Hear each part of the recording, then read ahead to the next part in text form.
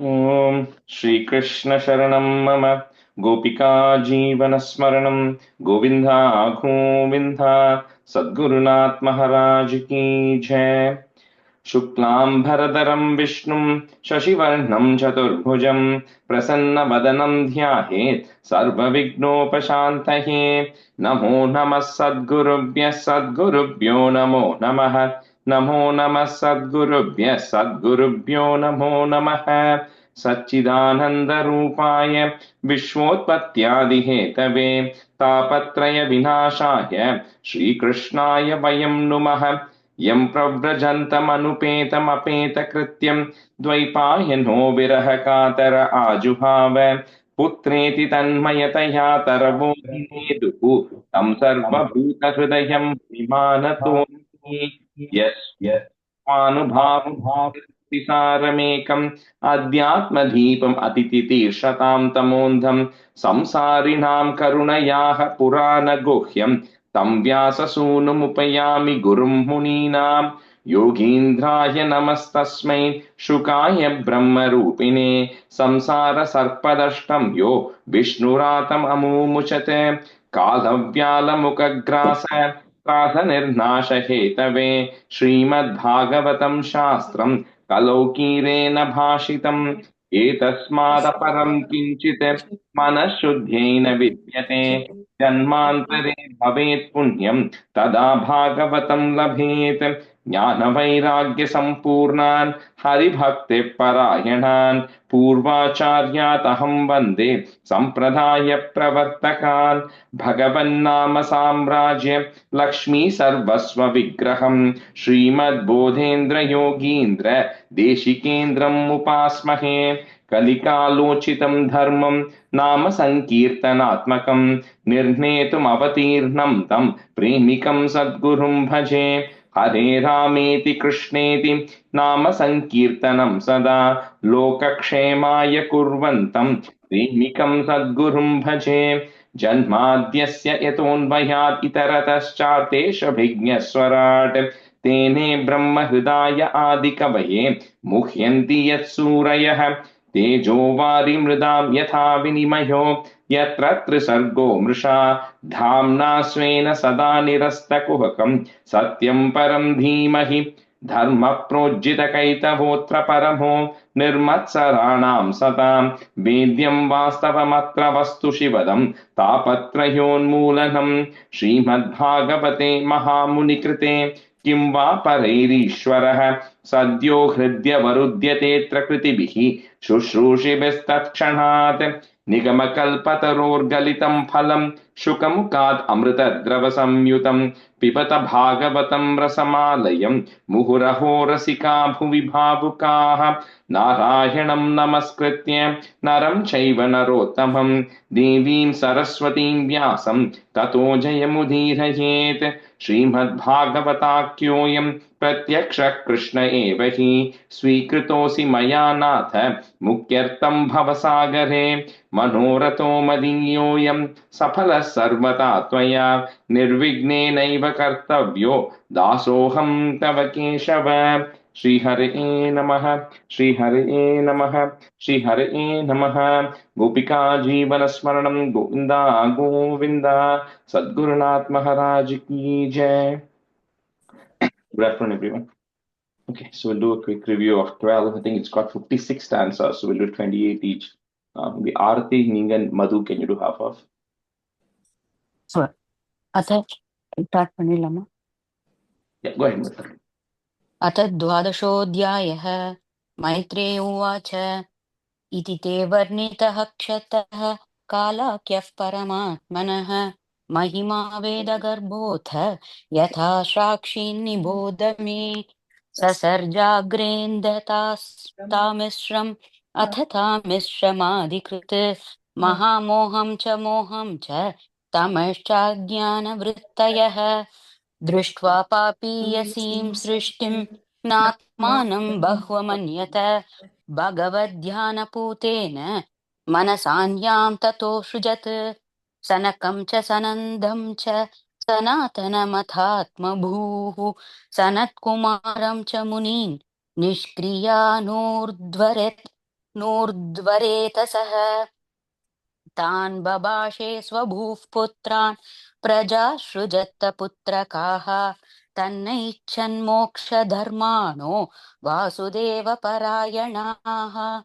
सोऽवध्यातः सुतैरेवं प्रत्याख्यातानुशासनैः क्रोधं दुर्विषहं जातं नियन्तुमुपचक्रमे धिया निगृह्यमाणोऽपि भ्रुवोर्मध्यात् प्रजापतेः सद्यो जायत तन्मन्युः कुमारो नीललोहितः सबैरुरोद देवानां पूर्वजो भगवान् भवः नामानि कुरु मे धातः स्थानानि च जगद्गुरो इति तस्य वचः पाद्मो भगवान् परिपालयन् अभ्यदात् भद्रया वाचा मारोदीस्तत्करोमि ते यदरोदीसुरश्रेष्ठ सोद्वेग इव बालकः ततस्त्वामभिधास्यन्ति नाम्ना रुद्र इति प्रजाः हृदीन्द्रियाण्यः सुर्व्योम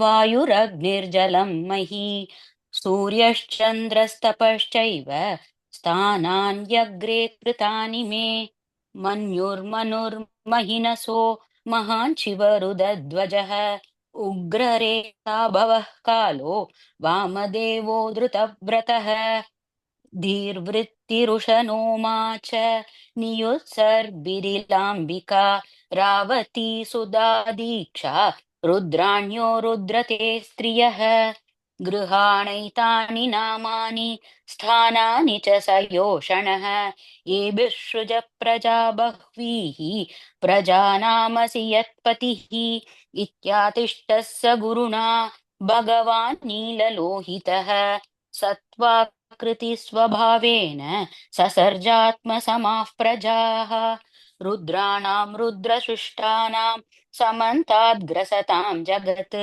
निशाम्यासङ्ख्याशो यूथान् प्रजापतिरशङ्कत अलं प्रजाभिः सृष्टाभिः ईदृशीभिः सुरोत्तम मया सह दहन्तीभिः दिशश्चक्षुर्भिरुल्बणैः तप आतिष्ठ भद्रं ते सर्वभूतसुखावहं तपसैव यथा पूर्वं स्रष्टा विश्वमिदं भवान् तपसैव परं ज्योतिः भगवन्तमदोक्षजम् सर्वभूतगुहावासम् अञ्जसा विन्दते पुमान् मैत्रेय उवाच एवमात्मभुवादिष्टः परिक्रम्य गिरां पतिं बाढमित्यमुमामन्त्र्य विवेश तपसेवनम् अथाभिध्यायतः सर्गं दशपुत्राः प्रजज्ञिरे भगवच्चक्तियुक्तस्य लोकसन्तानहेतवः मरीचिरत्र्यङ्गिरसौ पुलस्त्यः पुलः क्रतुः भृगुर्वसिष्ठो दक्षश्च दशमस्तत्र नारदः उत्सङ्गान्नारदो जज्ञे दक्षोऽङ्गुष्ठात् स्वयंभुवः प्राणाद्वसिष्ठः सञ्जातो भृगुस्त्वचिकरात् क्रतुः पुलहो नाभितो जज्ञे पुलस्त्यः कर्णयो ऋषिः अङ्गिरा मुखतोक्ष्णोत्रिः मरीचिर्मनसोऽभवत् धर्मस्तना दक्षिणतो यत्र नारायण स्वयम् अधर्मः पृष्ठतो यस्मात् मृत्युर्लोकभयङ्करः हृदि कामो ब्रुवः क्रोधो लोभश्चादरदच्चदात्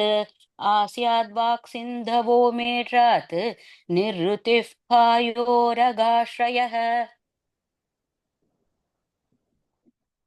28 up to 28 up.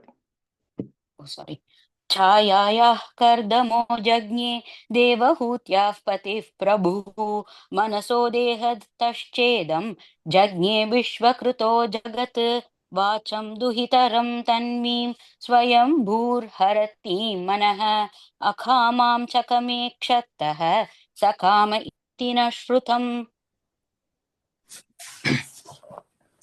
तम् अधर्मे कृतमतिं विलोक्य पितरं सुताः मरीचि मुख्या मुनयो विश्रम्भात् प्रत्यबोधयन् नैतत्पूर्वैकृतं त्वद्ये न करिष्यन्ति चाबरे यत्स्वं दुहितरं कच्छेः अनुगृह्याङ्गजं प्रभुः तेजीयसामभिहेतत् न सुश्लोक्यं जगद्गुरो यद्वृद्धम् अनुदिष्टन् वै लोकः क्षेमाय कल्पते तस्मै नमो भगवते य इदं स्वेन रोषिषा आत्मस्तं व्यञ्जयामास सधर्मं पातुमर्हति स इत्थं गृणतः पुत्रान् पुरो दृष्ट्वा प्रजापतिस्तन्वं तत्याज व्रीडीदस्तदा तां दिशो जगृहुर्घोरां निहारं यद्विदुस्तमः कदाचिद्ध्यायदश्रष्टुः वेदा आसंश्चतुर्मुखात् कथं स्रश्याम्यहं लोकान् समवेदान् यदा पुरा चादुर्होद्रं कर्मतन्त्रम् उपवेदनयः सह धर्मस्य पादाश्चत्वारः तदैवाश्रमवृद्धयः विदुर उवाच स वै विश्वसृजामीशो वेदातीन् मुगतो सृजत् यत् येनासृजद्देवः तन्मे ब्रूगीदबोधन मैत्रेय उवाच ऋग्यजुःसामदर् वाक्यान् वेदान् पूर्वादिभिर्मुखैः शस्त्रम् इज्यां स्तुतिस्तोमं प्रायश्चित्तं व्यदात्क्रमात् आयुर्वेदं धनुर्वेदं गान्धर्वं वेदमात्मनः स्थापत्यं सासृजद्वेदं कर्मात् पूर्वादिभिर्मुखैः इतिहासपुराणानि पञ्चमं वेदमीश्वरः सर्वेभ्य एव वक्त्रेभ्यः ससृजे सर्वदर्शनः षोडशयुक्तौ पूर्ववक्त्रात् पुरिष्वग्निष्टुदावद आप्तोर्यामादिरात्रौ च वाजपेयं सगोसवम् Madhu, I think I changed the recording to Purish Yagnish to Tavat, and the we changed it to Ya. Okay, sorry. Purishva Vak And Purishya badala Ya. Purish Purishya Yagnish to Tavat. पुरिष्यग्निष्टु दावत आप्तोर्यामादिरात्रौ च वाजपेयं शकोत्सवं विद्यादानं तपः सत्यं धर्मस्येदि पदानि च आश्रमांस च यदा संज्ञम् अश्रुजत् सगवृत्तिभिः सावित्रं प्रजापत्यं च ब्राह्मं साद बृहत् तदा वार्ता सञ्जयशालीन शिलोञ्जन् च इति वैगृहे Prajapatyam. सावित्रं प्राजापत्यं And then she loncha in sound. She loncha. शिलोञ्च इति वैगृहे वैकानसा वालकिल्यौ तुम्बरापेण भावने न्यासे कुडीचगः पूर्वं भगवोदोहं स निष्क्रियौ आन्विषीकी त्रयी वार्ता दण्डनीतिस्तदैव च एवं व्याकृतयश्चासन् प्रणवो ह्यस्य दग्रतः तस्योष्णिक् आशिलोमभ्यो गायत्री च त्वचो विभोः दृष्टुं मांसात् स्नुतोऽनुष्टुप् जगत्यस्तनः प्रजापतेः मज्जायाः पङ्क्तिरुत्पन्ना बृहति प्राणतो भवत् स्पश्यस्तस्याभवज्जीवः स्वरो देगहुदाकृहृतः Brihati. I heard a ku sound. Brihati Yeah. Okay, Brihati, okay. Ushmanam indriyanyaguhu andastapalamatmanaha swara sapta viharena bhavanti sma prajapatehe shabda brahma atmanastasya vekta vektatmana paraha brahma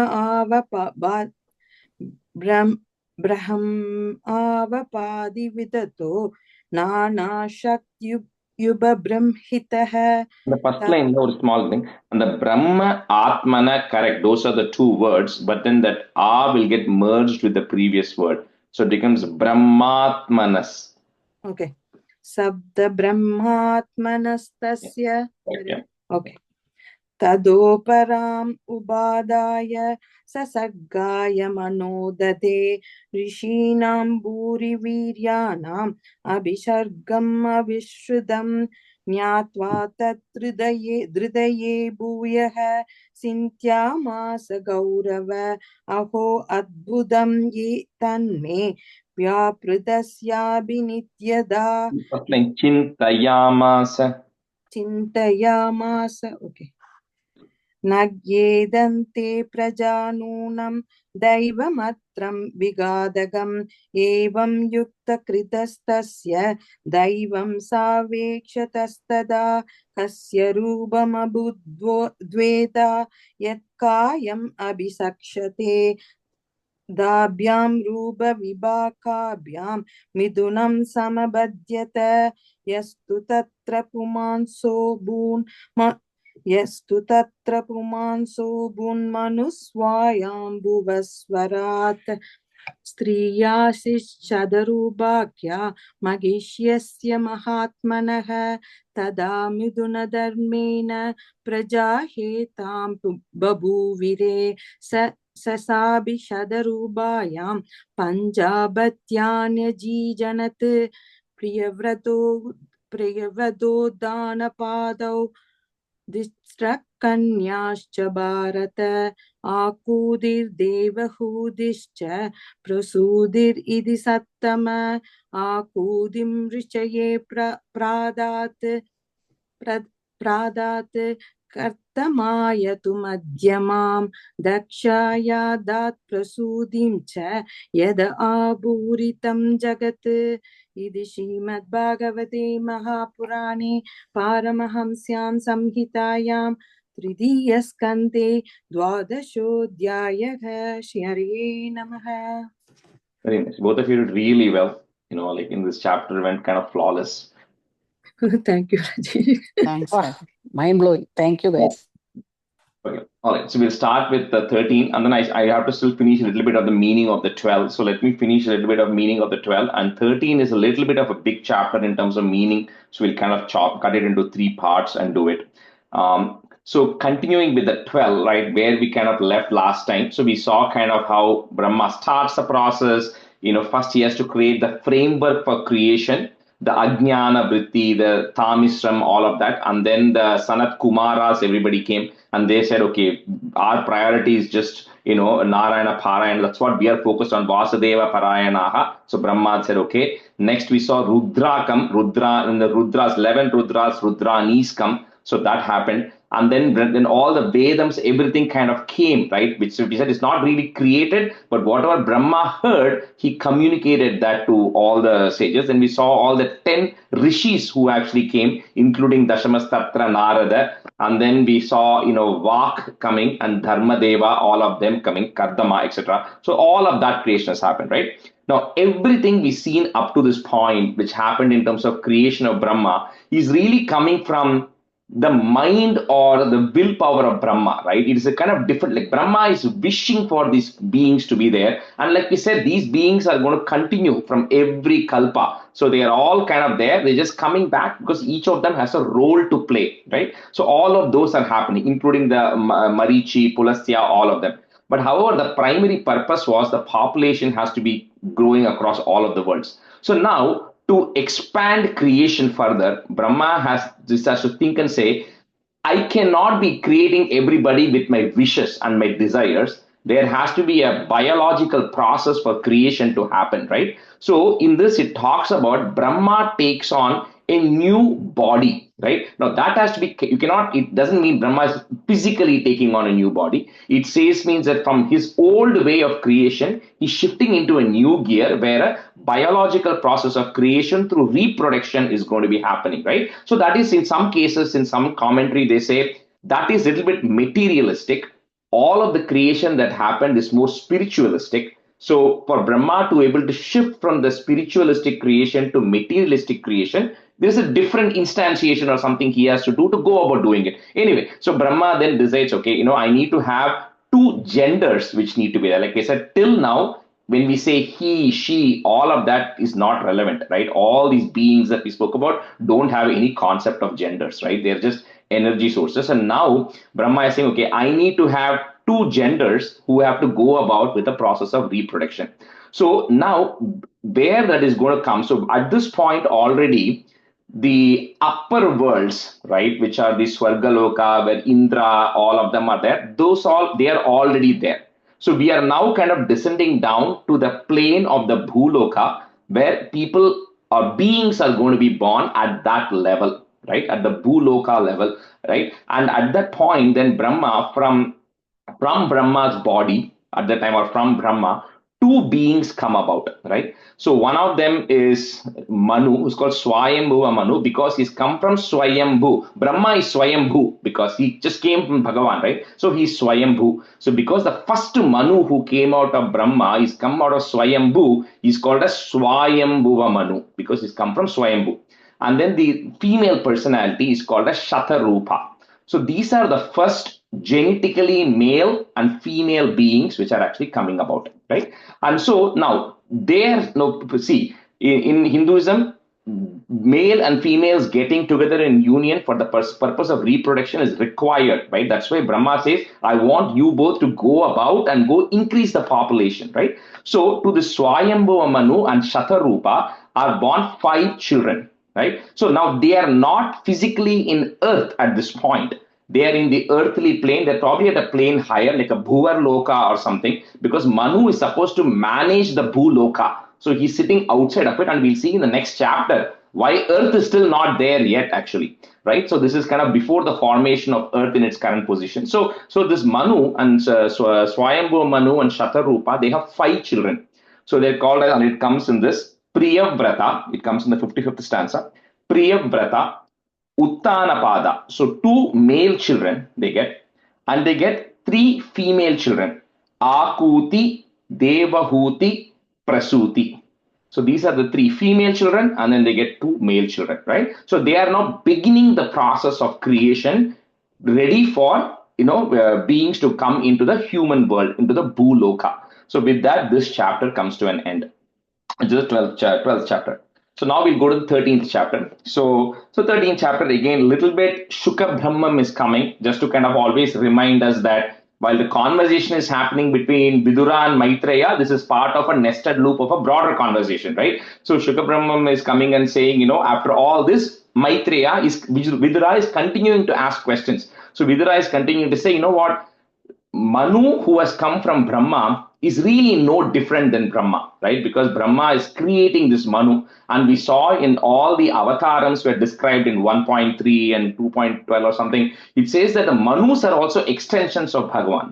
You have to kind of think of them as different incarnations of the Bhagavan as well, right? So Vidura is saying, I want to hear about this Manu, because this Manu is an extension of Bhagavan. So hearing about him, he's talking about another Leela of Bhagavan. There's nothing different, right? You cannot think of them as separate. So he says, I want to hear from all of that. So he says, okay, so Vidura then continues the story. So Manu is now coming and saying, that he's telling this to Brahma, right? Saying, because Brahma is like the father now who has created Manu. So here, unlike the Sanat Kumaras and everybody, Manu is like, okay, tell me what you want me to do, right? I'm ready to go help you out here. I'm ready to go create. And I'm ready to grow the population because that's what you want me to do, right? Brahma, who you want me to do. So Brahma is very pleased with it. And Brahma tells him, that, he has to create beings who have to undergo a karma, right? Who have karma left, and all the souls are coming. So they need a body, right? Where the souls have to get in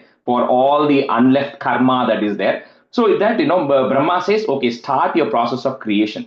So at that time, when Swayambhu Manu is about to start, he's saying, where do I create? You are telling me I need to create them in this Bhuloka plane, but I don't see the planet there, which is there, right? So where do I create, right? So that is because what has happened is when in the Naimitika Pralayam, when it happens, we saw all of these beings and all of these planets, everything goes into the Garbhodakashayi Vishnu, right? Now, little bit you can extend that by saying it is the Garbhodaka ocean, and ocean here does not mean the water, right? The ocean is referred because it's matter, right? And there's no other way to call it. So because Garbhodakashayi Vishnu is there, so that place is called Garbhodaka ocean, that water. It's loosely used as water. So anyway, so we saw in Narayanyam, for those who remember, Dashakam 12 starts with Swayam Bhuvo Manurato Janasargashilo Drishtva Mahim Asamaye Salile Nimagnam. Same thing. He's coming and saying, I want to create, but this planet Earth, which or this Bhumi where you want me to create in this Bhuloka is no longer, is not there, right? It has to come. It has to be, it's not ready yet. So what do I do? Right, so he's then going and asking Brahma, and like we said, it's like a cosmic medium where the earth, like we said, in its earth is not there in its earth form, like we said, it is some seed form which is there in Garbhodaka ocean, in that cosmic plane, from where it has to then form, right? So earth in the current form and shape is not formed yet at this point, right? That's the way to think about it. So when Manu is going and thinking what to do, so Brahma is wondering, that's true, like, I don't know why, when all these other universes and all these material planets and all these worlds got formed, somehow Earth did not form, or a place which is suitable for human life has not been created yet. It has not come out yet. So at that time, Brahma, what he does normally is he goes into contemplation. He goes into meditation, right? So when Brahma is going into meditation, then at that time, from the Nasa Putat, from the nose of Brahma, or from Brahma itself, a small boar-shaped animal is coming out. And when it starts, it is only at the size of the tip of a thumb, which means it's very small, right? It's a very small boar-sized creature is actually coming up. And suddenly that boar-sized creature then goes up in the sky and starts taking a bigger size. So all these rishis, Brahma, Marichi, Atri, everybody who's there, they're all sitting and wondering, what is this creature, which has actually come out of me, and suddenly it has actually become so big, and they all are starting to wonder. And of course, Bhattatripathi Narayanam has spoken it so beautifully, right? He condenses all of this in nice poetic verses. Anyway, so here, they're still saying the same thing. What is this boar that has come out of me? And probably it is that Mahavishnu or Narayana himself who has actually come out of me for a specific purpose, right? So at that time, when Brahma and everybody is contemplating, then this boar emits a big roar, kind of, announcing the arrival, right? Saying that I have now come, right? And I am going to go and take care of the problem that you are actually having right now. So that is the incarnation of Varaha Avataram, which happens, I think, until halfway point, 25 or something. Right, where this comes. So we'll stop here. And when we go through the meaning later, I'll tell you what is the significance of the boar and what is the significance of the boar lifting it in its tusks and all of that. We'll cover that in the second half of the chapter here. Okay. So, Uma, you can... Rajesh, I have a quick question. The Ahuti, Devahuti, Prasuti, and Priyamvrata and... Priyavrata, Uttanapada, right? Anju per sonnir. So the Kadasi verse of the 12th one says, Ahutim Ruchaye Pradat Kardamaye to Madhyamam. Is it like an order or is it like no, that is just telling that all these girls, all these women are getting married to different people. Devahuti gets married to Kardama. So here when Maitreya is saying, he's saying, this is the same Devahuti who's going to get married to Kardama later. This is the Ahuti who's going to get married to... All of those are going to come in detail in the later chapters.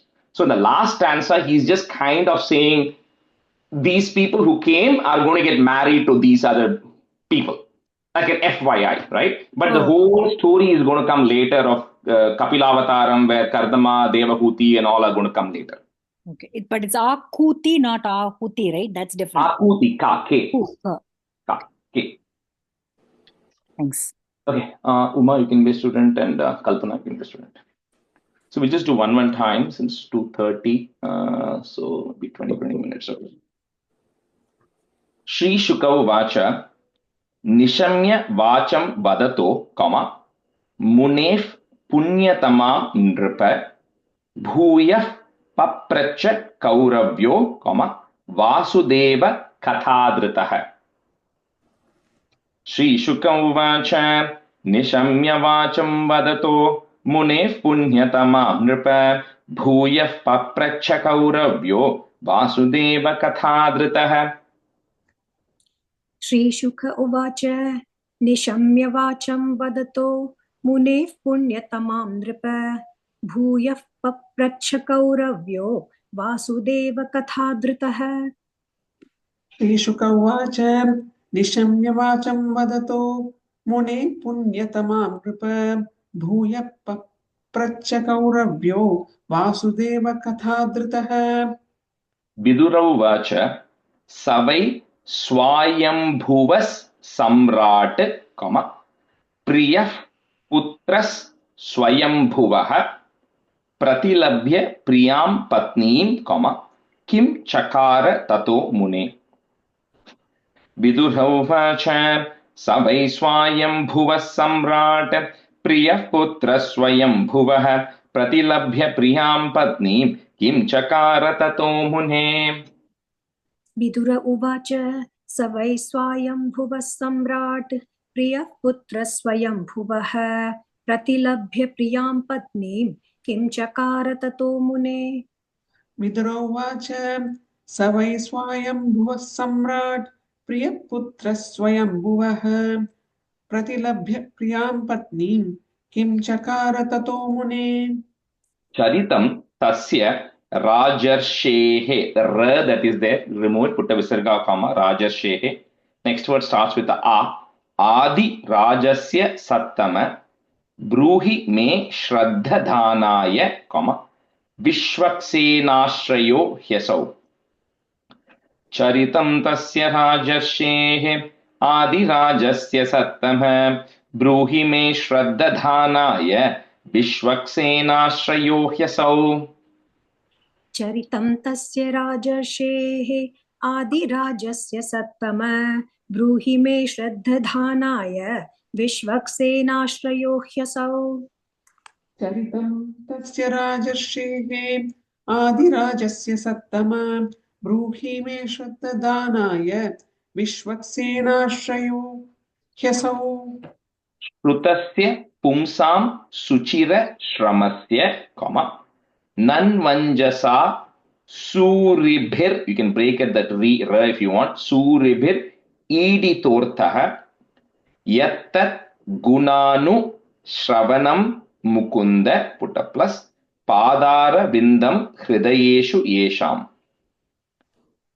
श्रुतस्य पुंसां सुचिरश्रमस्य नन्वञ्जसा सूरिभिरीडितोर्थः यत्तद्गुणानुश्रवणं Mukunda पादारविन्दं हृदयेषु येषाम् श्रुतस्य पुंसां सुचिरश्रमस्य नन्वञ्जसा सूरिभिरीडितोर्थः यत्तद्गुणानानुश्रवणं मुकुन्द पादारविन्दं हृदयेषु येषाम् sorry gunanu did you add an extra na there I don't know यत्तद्गुणानुश्रवणं Mukunda yeah okay. श्रुतस्य पुंसां सुचिरश्रमस्य नन्वञ्जसा सूरिभिरीडितोर्थः यत्तद्गुणानुश्रवणं Mukunda पादारविन्दं हृदयेषु येषाम्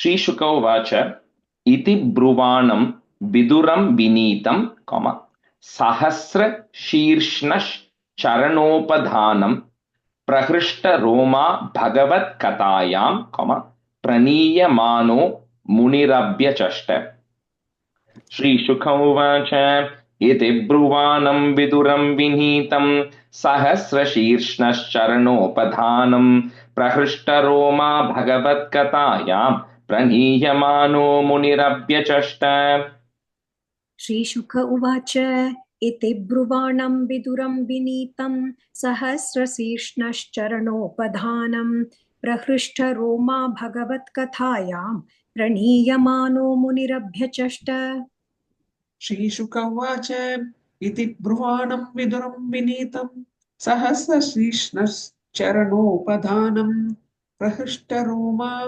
भगवत्कथायां प्रणीयमाणो मुनिरभ्यचष्ट मैत्रेयो उवाच यदा स्वभार्यया साकं जातस्स्वायम्भुवो मनुः प्राञ्जलिः प्रणतश्चेदं वेदगर्भमभाषत मैत्रेयो उवाच यदा स्वभार्यया साकं जातस्स्वायम्भुवो मनुः प्राञ्जलिः प्रणतश्चेदं वेदगर्भमभाषत मैत्रेय उवाच यदा स्वभार्यया साकं जातस्वायम्भुवो मनुः प्राञ्जलिः प्रणतश्चेदं वेदगर्भमभाषत मैत्रेय उवाच यथा स्वभार्यया साकं जातस्वायम्भुवो मनुः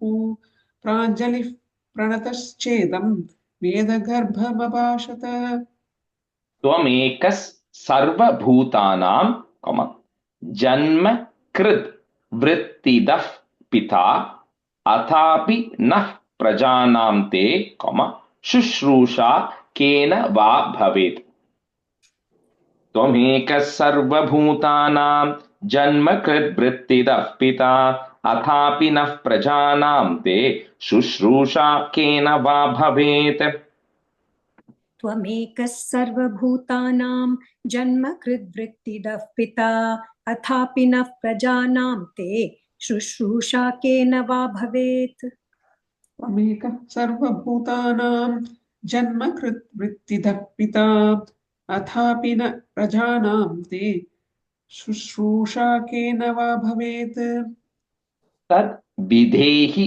नमस्तुभ्यं कर्मस्वीद्यात्म शक्तिषु यत् कृत्वेह यशो विश्वक. So in Sanskrit we'll have a ga there. We're going to break it into a ik and a a. So vishvak, next word will start with the a. Amutra cha bhaved gatihi. तद्विधेहि नमस्तुभ्यं कर्मस्वीद्यात्मशक्तिषु यत्कृत्वेह यशो विश्वक अमुत्र च भवेद्गतिः तद्विधेहि नमस्तुभ्यं कर्मस्वीड्यात्मशक्तिषु यत्कृत्वेह यशो विश्वक अमुत्र च भवेद्गतिः तद्विधेहि नमस्तुभ्यं कर्मस्वीद्यात्मशक्तिषु यत्कृत्वेह यशो विश्वक अमुत्र च भवेत् गतिः ब्रह्मोवाच प्रीतस्तुभ्यमहं तात स्वस्ति स्ताद्वां क्षितीश्वर यन् निर्व्यलीकेन हृदा शाधि मेत्यामनार्पितं मेत्य आत्मन अर्पितं 3 words there मेत्यामनार्पितं ராஜேஷ் நீங்க சொல்றது மேத்யா மனார்ப்பிதம் இருக்கு Oh, metyatmanarpitam. Because the atma is coming there. Yeah, metyatmanarpitam. Brahmovacha प्रीतस्तुभ्यमहं तात स्वस्तिस्ताद्वां क्षितीश्वर यन्निर्व्यलीकेन हृदा शाधिमेत्यात्मनार्पितम् ब्रह्मोवाच प्रीतस्तुभ्यमहं तात स्वस्तिस्ताद्वां क्षितीश्वर यन्निर्व्यलीकेन हृदा शाधिमेत्यात्मनार्पितम् ब्रह्म उवाच पीतस्तुभ्यमहं तात स्वस्तिस्ताद्वां क्षितीश्वर यन्निर्व्यलीकेन हृदा शाधिमेत्यात्मनार्पितम्. The shadhi is short e, okay? So just be little, I think you stretched it a little bit. Shadhi.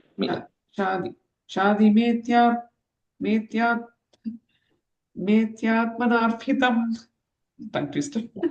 एतावत्यात्मजैर, one word, एतावत्यात्मजैर वीर, कार्या ह्यपचितिर् गुरौ Shaktya Pramattair, again one word, Shaktya Pramattair Grihyeta, comma, Sadaram Gata Matsaraihi.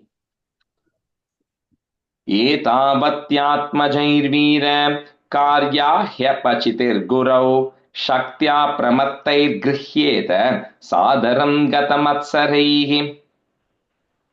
एतावत्यात्मजैर्वीर कार्याह्यपचितिर्गुरौ शक्त्या प्रमत्तैर्गृह्येत सादरं गतमत्सरैः एतावत्यात्मजैर्वीर कार्याह्यपचितिर्गुरौ शक्त्या प्रमत्तैर्गृह्येत सादरं गतमत्सरैः स tvam.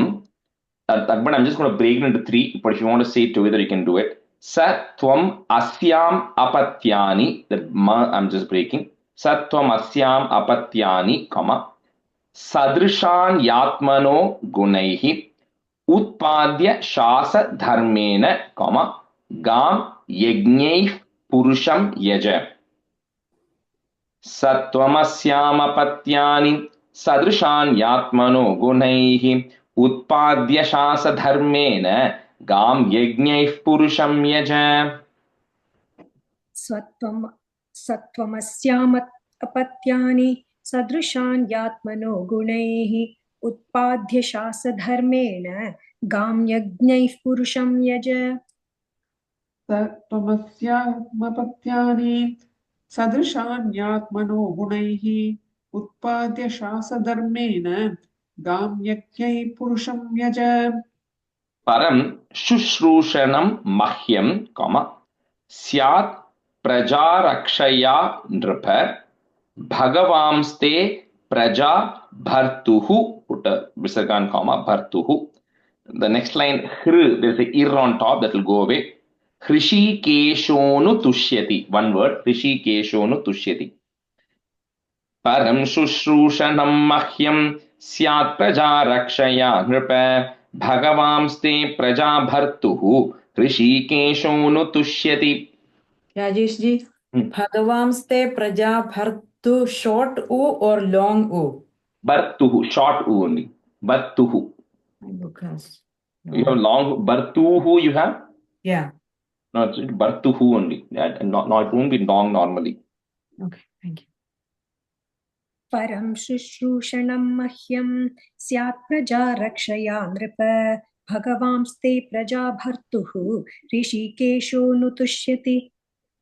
परं शुश्रूषणं मह्यं स्यात् प्रजा रक्षया नृप भगवांस्ते प्रजा भर्तुः ऋषिकेशो नु तुष्यति.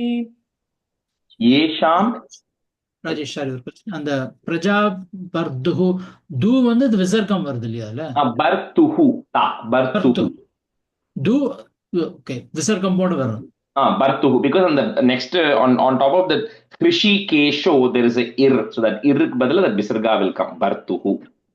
Okay, thank you sorry.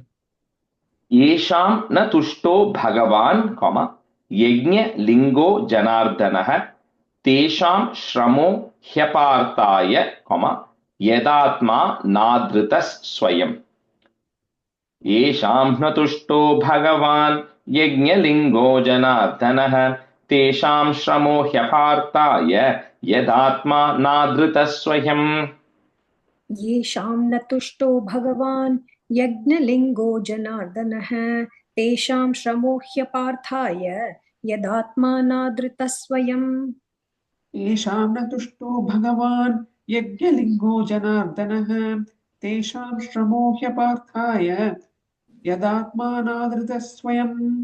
मनुरुवाच आदेशेऽहं भगवतो वर्तेयामीव सूदन स्थानं त्विहानुजानीहि short e that त्विहानुजानीहि is one word prajanam mama cha prabhu, like he's saying give me the sthanam, give me the place where I can go create the praja.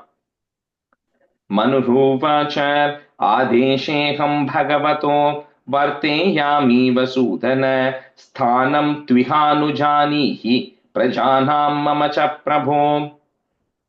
मनुरुवाच आदेशेऽहं भगवतो वर्तेयामि वसूदन स्थानं त्विहानुजानीहि प्रजानां मम च प्रभो मनुरुवाच आदेशेऽहं भगवतो वर्तेयामि वसूदन स्थानं त्विहानुजानीहि प्रजानां मम च प्रभो यदोकस् सर्वसत्त्वानां मही मग्ना महाम्भसि अस्या उद्धरणे यत्नो देवदेव्या विधीयताम् यदोकः सर्वसत्त्वानां महीमग्ना महाम्भसि अस्या उद्धरणे यत्नो देवदेव्या विधीयताम् यदोकः सर्वसत्त्वानां महीमग्ना महाम्भसि अस्या उद्धरणे यत्नो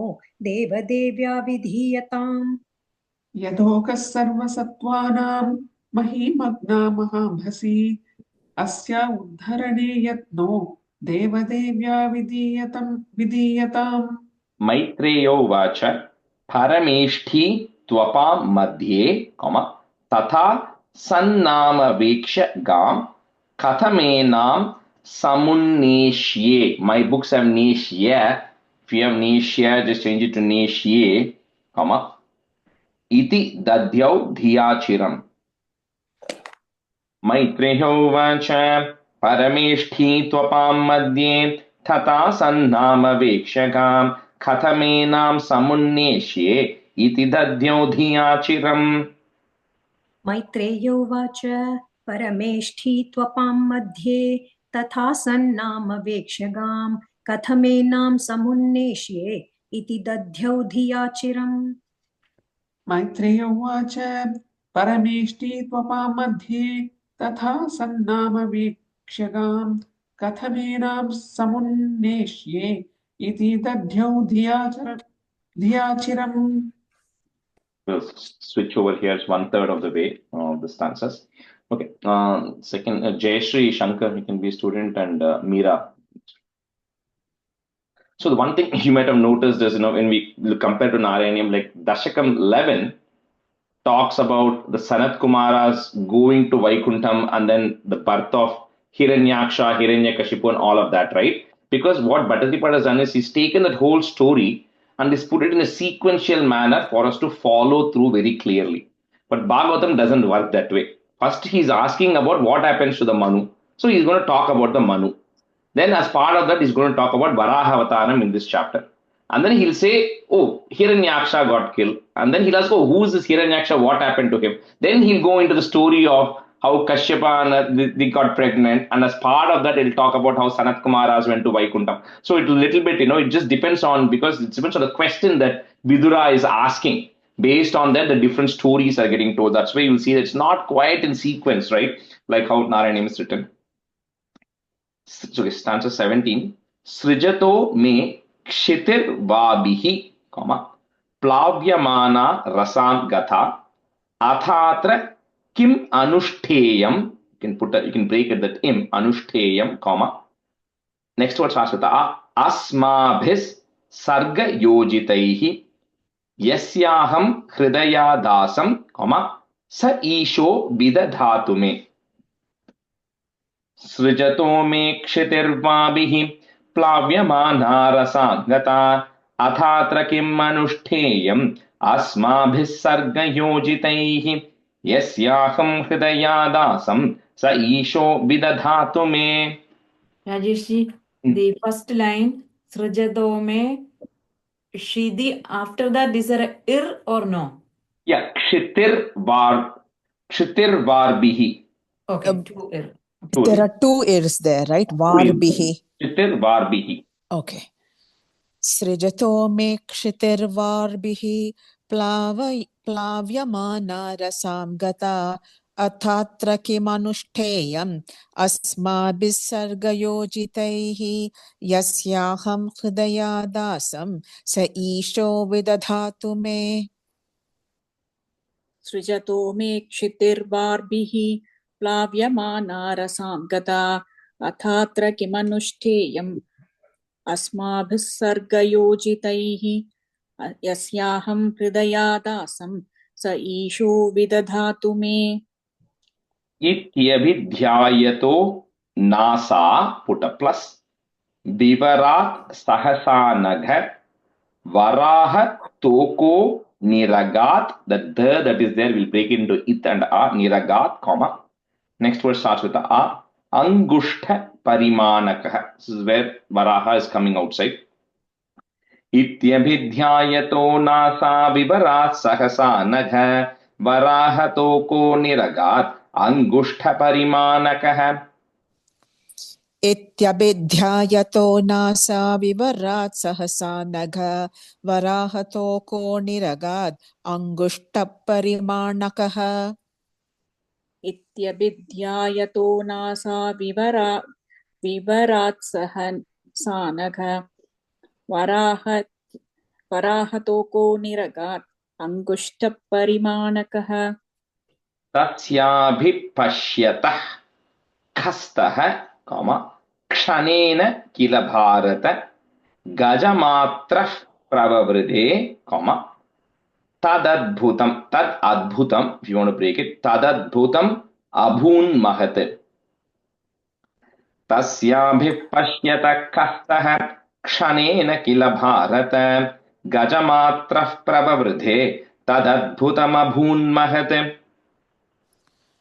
तस्याभिपश्यतः खस्तः क्षणेन किल Bharata गजमात्रप्रववृद्धे तदद्भुतम् अभून्महत्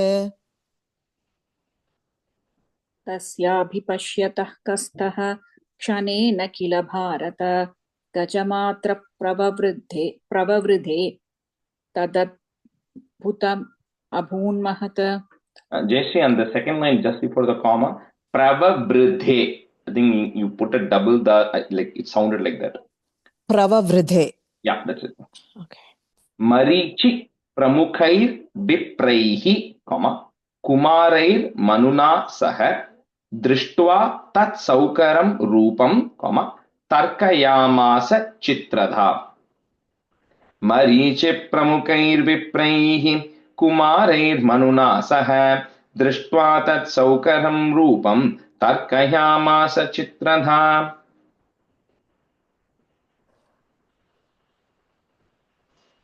Sorry, I was on mute. Marichi pramukhairvipraihi kumaraiर्मनुना सह दृष्ट्वा तत् सौकरं रूपं तर्कयामास चित्रधा मरीचि प्रमुखैर्विप्रैः कुमारैर्मनुना सह दृष्ट्वा तत् सौकरं रूपं तर्कयामास चित्रधा किमेतत् सौकर व्याजं सत्वं दिव्यम् अवस्थितम् अहो बताश्चर्यमिदम् आश्चर्यमिदं that word बताश्चर्यमिदं नासाया मे विनिस्सृतम् किमेतत् सौकरव्याजं सत्वं दिव्यम् अवस्थितम् अहो बताश्चर्यमिदं नासाया मे विनिस्सृतम् किमेतत् सौकरव्याजं सत्वं दिव्यम् अवस्थितम् अहो बताश्चर्यमिदं नासाया मे विनिस्सृतम् किमेतत् सौकरव्याजं सत्वं दिव्यम् अवस्थितम् अहो बताश्चर्यमिदं नासाया मे विनिस्सृतम् Rajesh, first line is Sadvam. There are two id. Yeah, Satvam. Sadvam. It's not Sadvam. Right? You know, it's Satvam. Double it. Double it, yeah. That's what I think. Drishtonggushta shiro matraha, kshanat ganda shilasamaha, api swit bhagavaneshah. Because we're going to pause there, put a visarga there, bhagavaneshah, yajno me khedayan manaha. Drishtonggushta shiro matraha, kshanat ganda shilasamaha, api swit bhagavaneshah, yajno me khedayan manaha. दृष्टोऽङ्कुष्ठशिरो मात्रः क्षणात् गण्डशिलासमः अपि स्विद्भगवानेशः यज्ञो मे खेदयन्मनः दृष्टोऽङ्गुष्ठशिरो मात्रः क्षणात् गण्डशिलासमः अपि स्विद्भगवानेशः यज्ञो मे खेदयन्मनः इति मीमांसतस्तस्य ब्रह्मणः सह सूनुभिः भगवान् यज्ञपुरुषो जगर्जागेन्द्र सन्निभः. So jagar means like, is like making a big sound, right? Like a big jagar jaga indra, like a big mountain is roaring, similarly that noise was coming. Iti mimam satastasya brahmana sahasunubhi bhagavan yajna purusho jagar jagendra sannibha. इति मीमांसतस्तस्य ब्रह्मणः सह सूनुभिः भगवान् यज्ञपुरुषो जगर्जागेन्द्रसन्निभः इति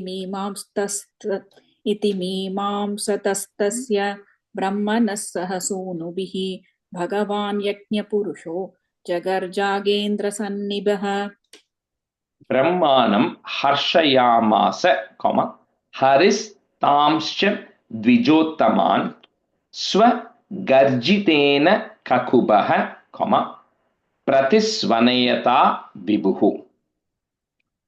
ब्रह्माणं हर्षयामास हरिस्तांश्च द्विजोत्तमान् स्वगर्जितेन ककुभः प्रतिस्वनयता विभुः. ब्रह्माणं हर्षयामास हरिस्तांश्च द्विजोत्तमान् स्वगर्जितेन ककुभः प्रतिस्वनयता विभुः. ब्रह्माणं हर्षयामास हरिस्तांश्च द्विजोत्तमान् स्वगर्जितेन ककुभः प्रतिस्वनयता विभुः. निशम्य ते गर्गरितं स्वखेद क्षयिष्णु मायामय सूकरस्य जनस्तपस् सत्य निवासिनस्ते त्रिभिः पवित्रैर्मुनयो गृणन्स्म. निशम्यते गर्गरितं स्वखेद क्षयिष्णु मायामय सूकरस्य जनस्तपः सत्य निवासिनस्ते त्रिभिः पवित्रैर्मुनयो गृणन्स्म. निशम्यते घर्गरितं स्वखेदक्षयिष्णु मायामयुसूकरस्य जनस्तपः सत्यनिवासिनस्ते त्रिभिः पवित्रैर्मुनयो गृणन्स्म. निशम्यते घर्गरितं स्वखेदक्षयिष्णु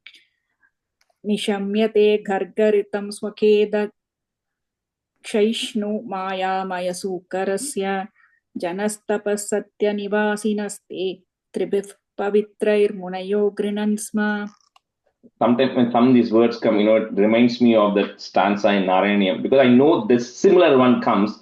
So I just pulled up my book. So in 6th stanza, it will come. Tamte ninadam upakarnya janastapastaha satyasthitascha munayo nunuvar bhuvantam. So same thing, So some of the important, because this is a lot more detail, but some of those things get pulled in there. Where did we leave? Okay. Tesham satam veda vitana murtihi, putta visarga comma murtihi, brahmavadharyatma gunanuvadam vinadhya bhuyo vibudhodayaya gajendra dilo jalamabhivesha. Tesham satam veda vitana murtihi brahmavadharyatmagunanuvadam vinadhya bhuyo vibudhodayaya gajendra lilo jalamabhivesha. तेषां सतां वेदवितानमूर्तिः ब्रह्मावदार्यात्मगुणानुवादं विनद्य भूयो विबुधोदयाय गजेन्द्रलीलो जलमाविवेश तेषां सतां वेदवितानमूर्तिः ब्रह्मावधार्यात्मगुणानुवादं विनद्य भूयो विबुधोदयाय गजेन्द्रलीलो विवेश उत्क्षिप्त वालः खचरः कठोरः सठा विधुन्वन् खर रोमशत्वक् कुराहताब्रस् सित दंष्ट्र ईक्षा put a plus ज्योतिर्भभासे भगवान् महीद्रः. So describing how the Varaha is looking in this. उत्क्षिप्तवालखचरः कठोरः सटा विधुन्वन् खररोमशत्वक् खुराहताब्रस्सित दंष्ट्र ईक्षा ज्योतिर्भभासे भगवान् महीद्रः. उत्क्षिप्तवालखचरः कठोरः सटा विधुन्वन् खररोमशत्वक् कुराहताभ्रस्सित दंष्ट्र ईक्षा ज्योतिर्भभासे भगवान् महीद्रः. उत्क्षिप्तवालः खचरः कठोरः सटा विधुन्वन् खररोमशत्वक् कुराहताभ्रस्सितदंष्ट्र ईक्षा ज्योतिर्भभासे भगवान् महीद्रः. घ्राणेन पृथ्व्याः, not it's a half ta that, पृथ्व्याः पदवीं विजिघ्रन् क्रोडापदेशस् स्वयं अध्वराङ्गः कराल दंष्ट्रोप्य कराल दृग्भ्याम. That mu that is there, we put a im and a comma. Next word becomes u. Udvikshya vipran grinato vishatkam. घ्राणेन पृथ्व्याः पदवीं विजिघ्रन् क्रोडापदेशः स्वयमध्वराङ्गः करालदंष्ट्रोप्य करालदृग्भ्याम् उद्वीक्ष्य विप्रान् गृणतो विशत्कम्. घ्राणेन पृथ्व्याः पदवीं विजिघ्रन् क्रोडापदेशः स्वयम् अध्वराङ्गः करालदंष्ट्रोप्य करालदृग्भ्याम् उद्वीक्ष्य विप्रान् गृणतो विशत्कम्. घ्राणेन पृथ्व्याः पदवीं विजिघ्रन् क्रोडापदेशः स्वयम् अध्वराङ्गः करालदंष्ट्रोप्य करालदृग्भ्याम् उद्वीक्ष्य विप्रान् गृणतो विशत्कम्. स वज्र कूटांग निपात वेग प्लस विशीर्ण कुक्षिस स्तनयन्नुधन्वान् डबल न स्तनयन्नुधन्वान् उत्सृष्ट दीर्घोर्मि भुजैरिवार्तः. That ish that is there, we just remove put a visarga. भुजैरिवार्तः comma चुक्रोश Yajneshwar पाहिमेति. Rajesh, just the third or ke chal raha utsrishta dheergormi. Gormi. Dheergormi. सवज्रकूटांग निपात वेग विशीर्ण कुक्षिस्तनयन्नुदन्वान् उत्सृष्ट दीर्घोर्मि भुजैरिवार्तः चुक्रोश यज्ञेश्वर पाहिमेति. सव्रज्रकूटांग निपात वेग विष्णेन कुक्षिस्थनयन्नुदान्वान् उत्सृष्ट दीर्घोर्मि भुजैरिवार्तः चुक्रोश Yajneshwar पाहिमेति. And first vajra, I think you said braja by mistake. Vajra. First, second word. Savajra. Yeah. सवज्रकूटां निपात वेग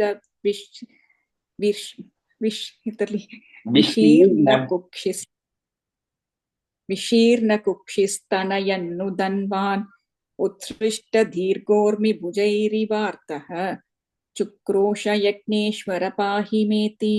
Meera, on the first line, Kutanga. I think you said Kutang. Ing, you said. Ig, you said it's Kutanga. That ga is a full ga. நான் அந்த first line மட்டும் இன்னொரு தடவை சொல்றேன். Yeah, go ahead. वज्रकूटाङ्ग निपात वेग विश्रीर्न कुक्षिस्तनयन्नुदन्वान् Vishirna. विशीर्ण कुक्षिस्तनयन्नुदन्वान्. Kuraihi. So that visarga you have to say. Kuraihi. Kshuraprair. Darayam stadapaha. I think my book originally did not have a im or that in on top of that ya. So if you don't have it, add it. So Kshuraprair. Darayam stadapaha. Add a visarga because you're going to put a comma there. Tadapaha. Utpara param triparu rasayam. Dadarsha gam tatra sushupsuragre, comma, yam jiva dhanim swayam abhyadatta. Kuraihi kshuraprairdarayam stadapah utparaparam triparu rasayam dadarshagam tatra sushupsuragre yam jiva dhanim swayam abhyadatta. Kuraihi kshuraprairdarayam stadapah utparaparam triparu rasayam dadashagam tatra sushupsuragre yam jivadhanin swayam abhyadatta. कुरहै क्षुरप्रैर्दरयं स्तदापः उत्पारपारं त्रिपरूरसायां ददर्शगां तत्र सुषुप्सुरग्रे यां जीवधानिं स्वयमभ्यधत्त. First word, kuraihi kshuraprair.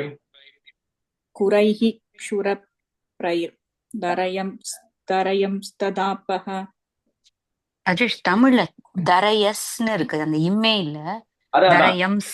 அதான் அந்த you have to add that. என்னோட புக்லயும் இருக்குல, but that is the right way. That's the when I learned it, that's you have to put that. My book was missing. Okay. Okay, we'll just switch on. Sabita, you can be student, and Jayashree Shriram, you can be student. Swa damshtrayodhritya mahim nimagnam, comma, sa uttitas samruruche rasayaha tatrapi daityam gadayapatantam, comma, sunabha sandhipita tivra manyuhu. Swadamshtrayodhritya mahim nimagnam sa uttitas samruruche rasayaha tatrapi daityam gadayapatantam sunabha sandhipita tivra manyuhu.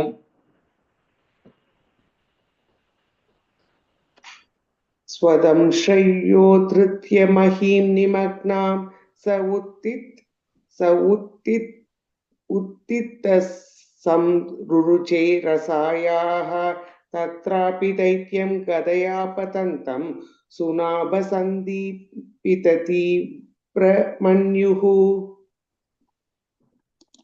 Swadamshtrayodhritya mahim nimagnam sa uttitas samruruche rasayaha tatrapi daityam gadayapatantam sunabasandipita Divramanyuhu. First line, last word, rasayaha. Okay, rasaya. Jagana rundhanam. I'm just breaking at that ma. Rundhanam asahya vikramam, comma, sa leelayebham mriga radhivambasi tadrakta pankankita, both ing sound, pankankita ganda tundo, comma, yatha gajendro gajatim bibindhan.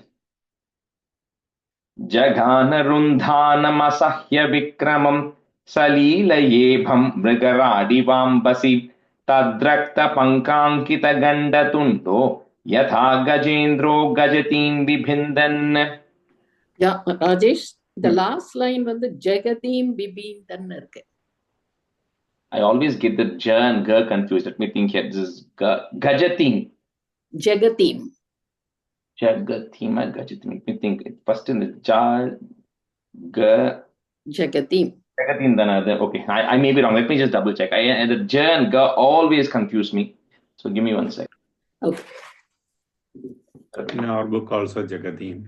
Jagatim, okay, then it must be Jagatim only, then I'm wrong, yeah. Jagatim Bibhindan, yeah. जघानरुन्दानमसह्य विक्रमं सलीलयेभं मृगराढिवाम्भसि तद्रक्तपङ्काङ्कितगण्डतुण्डो यथा गजेन्द्रो जगतीं बिबिन्दन्. Interestingly, my book actually has Gajatim, but I'll have to double check on it. Sabita, you're also using Sanskrit, right? Yes, Jagatim தான் இருக்கு. And not claim Jagatim. என்னோட ஜெகதீம் தான். Okay. Sanskrit. Okay, all right. जगानरुन्दानम् असह्य विक्रमं सलीलयेबं मृगराडिवाम्बसि तत्रक्तपङ्काङ्गितकण्डतुण्डो यदा गजेन्द्रो जगतीं बिबिन्तन्.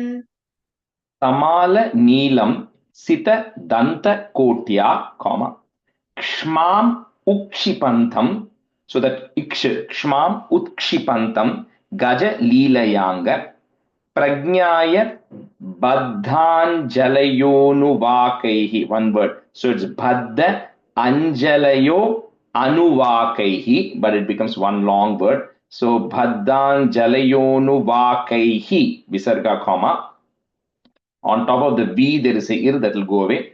Virinchi Mukhya Upatasturisham.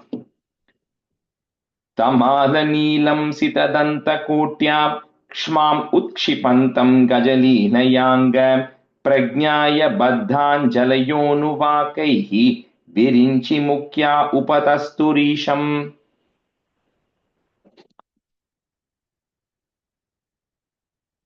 Sabita, mute little. तमालनीलं सितदन्तकोट्या श्मामुच्छिपन्तं गजलीलपाङ्ग प्रज्ञाय बद्धाञ्जलयोनुवाकैः विरिञ्चि मुख्या उपतस्थु रीशम्. The first line, last word, Leelayanga. Gajaleelayanga. Okay. तमालनीलं सिदतन्दकोट्या श्माम् उत्क्षिपन्दं गजलीलयाङ्ग प्रज्ञाय पद्धाञ्चलयोनुवागैः विरिञ्चि मुख्या उपतस्तु रीशम्. Rishaya Uchuhu. So this next set of stanzas, just for you to get a reference, I'm just looking in my book here. Dashakam 13, 9th stanza, where they compare the Varaha to Yajna. So Yajna Varaha Murti. So it's one stanza, Bhattacharya Part has in that. That is going to be from 34 to 45. Is Rishis now praising Varaha, comparing the body parts of Varaha to a Yajnam or a Homam, sacrificing each part of your body is referring to one of that. Kind of praising him, doing a stuti here really. Rishaya Uchuhu. Jitam jitam tejita yajna bhavana, comma, trayim tanum swam paridhunvate namaha yadroma garteshu nilil yuradvaraha. That is there. Remove, put a visargan, comma, varaha, comma. Tasmai namah karana sukarayate. Rishaya uchuhu jitam jitam tejita yajna bhavana Traim tanum swam paridhunvate namaha yadroma garteshu nilil yuradvaraha tasmai namah karana sukarayate.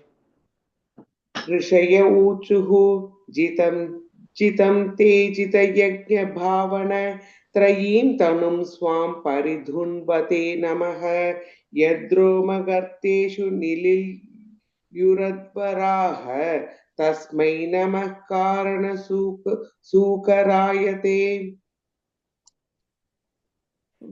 ऋषयवूचुः जितं जितं ते जिदयज्ञपावन त्रयीं तनुं स्वां परिधुन्वदे नमः यत्रोमकर्तेषु निलियुरत्वाराः Tasmai namah karana shukarayate. Before the comma, third line, Nilil yuradvaraha. Nilil yuradvaraha. Rupam tavaitan nanu dushkritatmanam, durdarshanam deva yadadvaratmakam. Yad advaratmakam, or you can say it together, yadadvaratmakam. Chandamsi yasya tvachi barhi romasu. So we're just going to break that to be easier. So is and a va that you have there, we're going to break it into romasu, short u, comma. Next word will start with the a. Ajyam drishi twangrishu chatur hotram.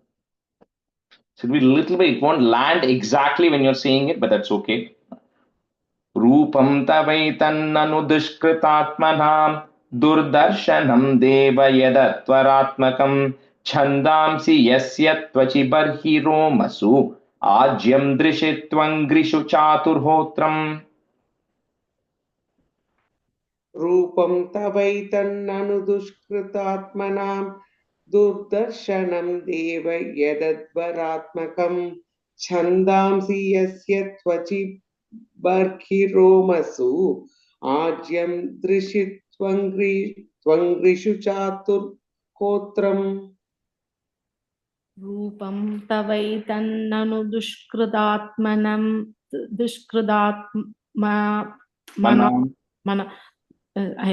Rupam tavaitannanu dushkritatmanam durdarshanam deva yadadvaratmakam chandamsi yasya tvachi barhiromasu ajyam twangrishu chadurhotaram. Hotram.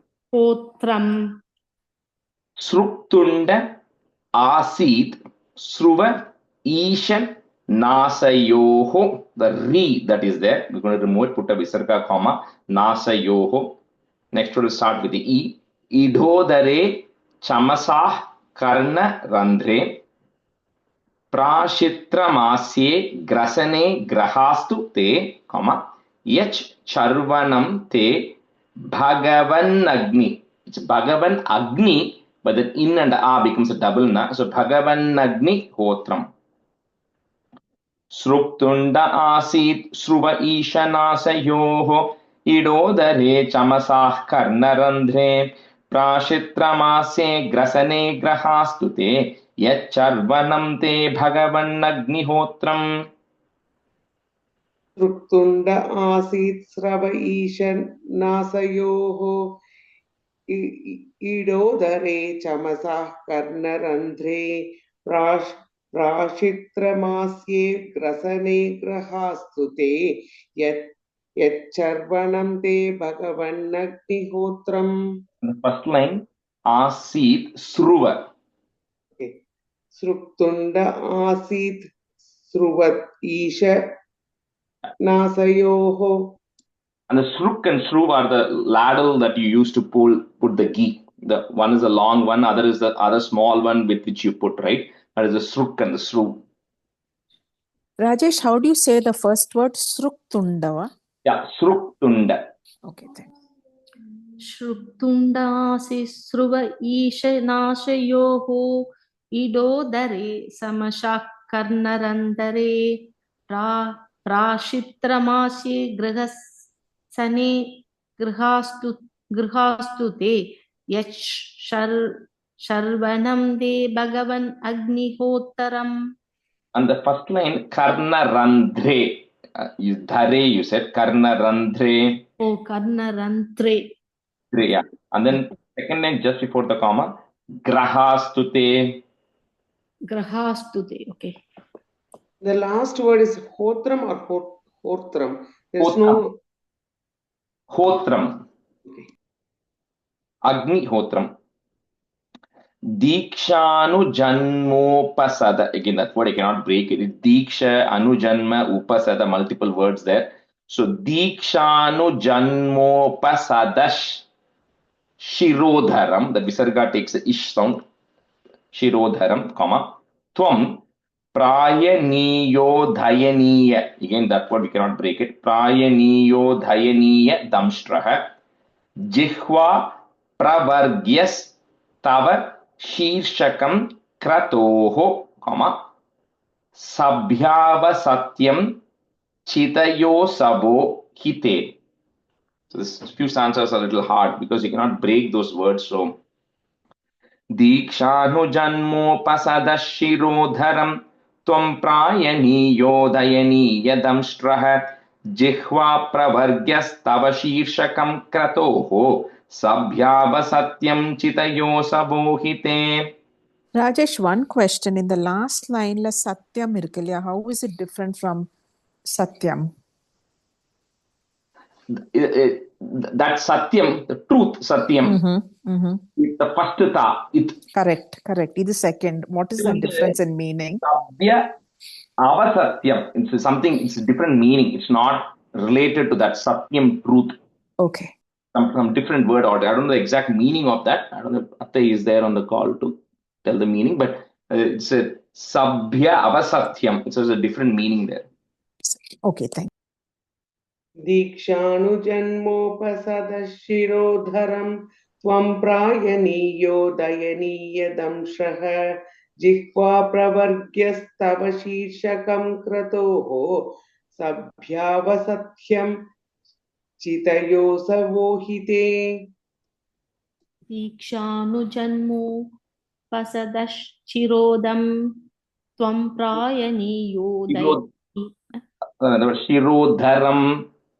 Dikshanu Janmopasadachirodaram Tvam Prayaniyodayaniya damshraha Jihva Pravakyas Tava Shirshakam Kradoho Sabhyavasatyam Chidayosavo Hite. Tomastu retas savananya vastitihi, samsta vibhedas tava deva dhatavah satrani sarvani sharira sandhihi, that is you remove putta visarga comma, tvam sarva yajna kraturishta bandhanah somasturetas savananya vastitihi samsta vibhedas tava deva dhatavah satrani sarvani sharira sandhihi tvam sarva yajna kraturishta bandhanah. Rajesh, is it Kradurishti. Yes, go ahead. Same thing. Kradurishti or Kradurushti? Kraturishti bandhanah. E sound, right? Kraduri. Yes, Kraturishti. Okay, thank you, Rajesh. Somasturetas savananyavasthitihi samstha vibhedas tavadeva dhatavah satrani sarvani sharira sandhihi tvam sarva yajna kraturishta bandhanah. Kraturishti bandhanah. Somasturedas savananyavastidhi samsta vibedastava devadavadah satrani sarvani sharira sandhihi tvam sarvayajna kradurishti bandhanah. The dhatavah, first line, last word, dhatavah. Dhadavah. Namo namaste kila mantra devata, put a plus, dravyaya sarva kratave kriyatmane vairagya bhaktyatma jayanubhavita, another plus, jnanaya vidya gurave namo namaha. Namo namaste kila mantra devata dravyaya sarva kratave kriyatmane vairagya bhaktyatma jayanubhavita jnanaya vidya gurave namo namaha. Namo namaste khila mantra devata dravyaya sarva kratave kriyatmane vairagya bhaktyatma jayanubhavita jnanaya vidya gurave namo namaha. Namo namaste kila mantra devata dravyaya sarvakradave kriyatmane vairagya bhaktyatma chayanubhavida jnanaya vidya gurave namo namaha. do one more, and then I'll say 5 minutes of meaning. Damshtragra kotya bhagavams tvaya dhrita, comma, virajate bhudara bhus sabhudara yata bananis sarato data dhrita, comma, matanga jendrasya sapatra padmini, long e.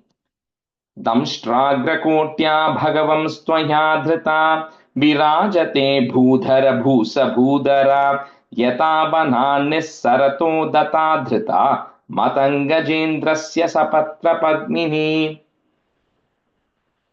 दंष्ट्राग्रकोट्या भगवं स्वया धृता विराजते भूधर भूस भूधरा यथा वनानि सरतो दता धृता मतंगजेन्द्रस्य सपत्र पद्मिनी. जेन्द्रस्य मतंगजेन्द्रस्य सपत्र पद्मिनी. दंष्ट्राग्रकोट्या भगवं स्वया धृता विराजते भूधर भूसभूधरा यदा वनान्निस्सरतो तदा धृता मदङ्गजेन्द्रस्य सभद्र पद्मिनी. Actually, it was 4 minutes left. I think we'll just do a couple more stanzas. I won't have time to explain the Varaha avataram there. So, Traimayam Rupamidam cha Saukaram, comma, Bhu Mandalenata Data Dhritenate Chakasti Shringodha Ganena, one word, Shringodha Ganena Bhuyasa, comma, Kulachalendrasya Yataiva Vibhramaha. त्रयीमयं रूपमिदं च सौकरं भूमण्डलेनाथ दता धृतेन ते चकास्त्रिशृङ्गोढघनेन भूयसा कुलाचलेन्द्रस्य यथैव विभ्रमः. त्रयीमयं रूपमिदं च सौकरं भूमण्डलेनाथ दता धृतेन ते चकास्ति शृङ्गोढघनेन भूयसा कुलाचलेन्द्रस्य यथैव विभ्रमः. त्रयीमयं रूपमिदं च सौकरं भूमण्डलेनाद तदा धृतेन ते चगास्ति शृङ्गोढघनेन भूयसा कुलाचलेन्द्रस्य यदैव विभ्रमः. And the second line, this was Chinna correction. The Shringodha and the Shringodha Ghanena is one word, Mari. You can't say Shringodha and Ghanena as two different words, okay? Oh, Chagasti Shringodha Ghanena Bhuyasa. Yeah. Samsthapayainam Jagatam Satastusham, comma, Lokaya Patnim Asi Mataram Pita Vidhema Chasyai Namasa Sahatvaya, comma, Yasyam Swatejognim, Swatejognim Ivaranavadhaha. It's easy to break it, that ma. Agnim Ivaranavadhaha. Samsthapayainam Jagatam Satastusham Lokaya Patnimasi Mataram Pita Vidhema Chasye Namasa Sahatvaya Yasyam Swatejognim Ivaranavadhaha. संस्थापयैनां जगतां सतस्थुषां लोकाय पत्नीमसि मातरं पिता विधेम चास्यै नमसा सहत्वया यस्यां स्वतेजोऽग्निम् इवारणनावधाः.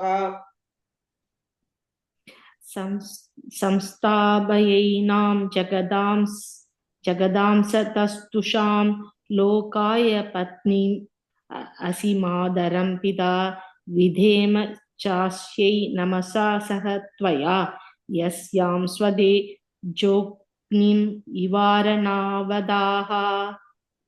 Stop here today. Shri Hare Namaha, Shri Hare Namaha, Shri Hare Namaha. Gopika Jeevana Smaranam Govinda Govinda. Sadgurunath Maharaj Ki Jai. Kahena Vacha Manasendriye Va Buddhyatmana Va Prakrite Swabhavat. Karomi Yatyat Sakalam Parasmai Narayana Yeti Samarpayami.